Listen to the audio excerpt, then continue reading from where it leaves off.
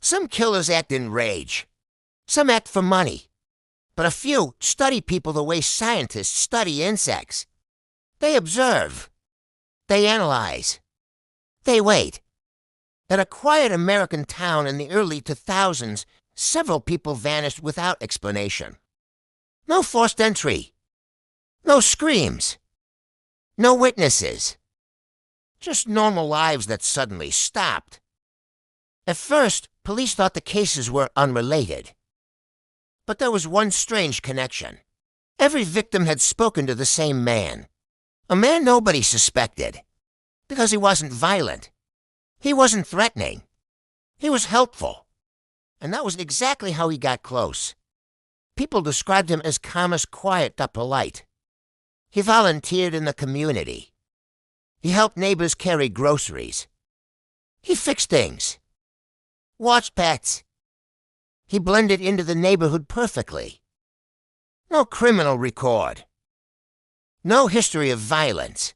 But behind that calm personality was something much darker, a man obsessed with understanding people. He read psychology books constantly, studying behavior, body language, fear, trust. He once told a coworker something strange. People are predictable once you know what they want.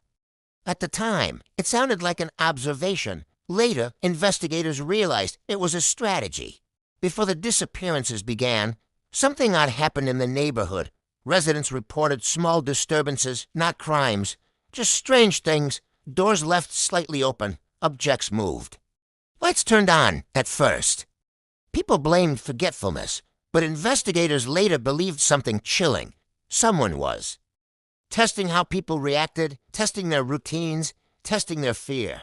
The man had begun conducting psychological experiments on his own neighbors one evening. A woman named Sarah left her home to meet a friend. She never arrived. Her car was found parked normally. Her phone stopped responding. No signs of struggle, but investigators discovered something. Important, the last person who spoke with her was the quiet neighbor. He had offered to help her carry groceries earlier that day, and nobody thought anything of it, because he was known as the helpful guy months later. Another disappearance, then another. Police initially saw no connection. Different ages, different lifestyles, but eventually they. Notice something subtle. Each victim had interacted with the same man shortly before disappearing. Sometimes days before, sometimes hours, but the interactions were always normal, friendly, harmless. That's when investigators began to suspect something deeply disturbing. Someone was choosing victims carefully. Studying them first, psychologists later described this type of offender as highly dangerous, not impulsive, not emotional, strategic. He didn't rely on force. He relied on trust he built. Familiarity with people slowly. Then used that trust to get close. Neighbors later remembered small details. He asked lots of questions where people worked, when they came home, who lived alone at the time. It felt like friendly conversation, but investigators realized something chilling he was building. Psychological profiles. Psychologists later described this type of offender as highly dangerous. Not impulsive, not emotional. Strategic. He didn't rely on force. He relied on trust. He built familiarity with people slowly, then used that trust to get close. Neighbors later remembered small details. He asked lots of questions where people worked, when they came home, who lived alone at the time. It felt like friendly conversation, but investigators realized something chilling he was building. Psychological profiles.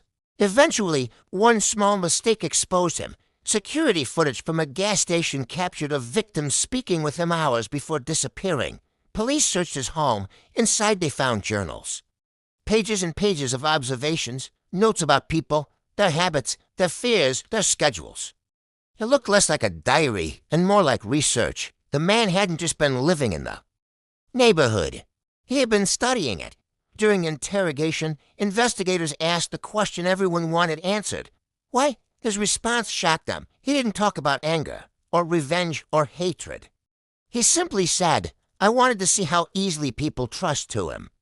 It was a psychological experiment, a way to prove a theory that human beings are far more predictable than they believe.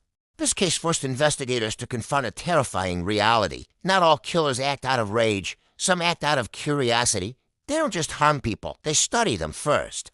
The most dangerous predator is the one who understands how your mind works, because sometimes the person watching you is the one you trust the most. Thank you for watching Twisted Cases.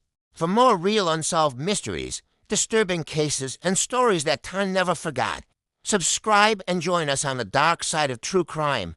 New episodes every week.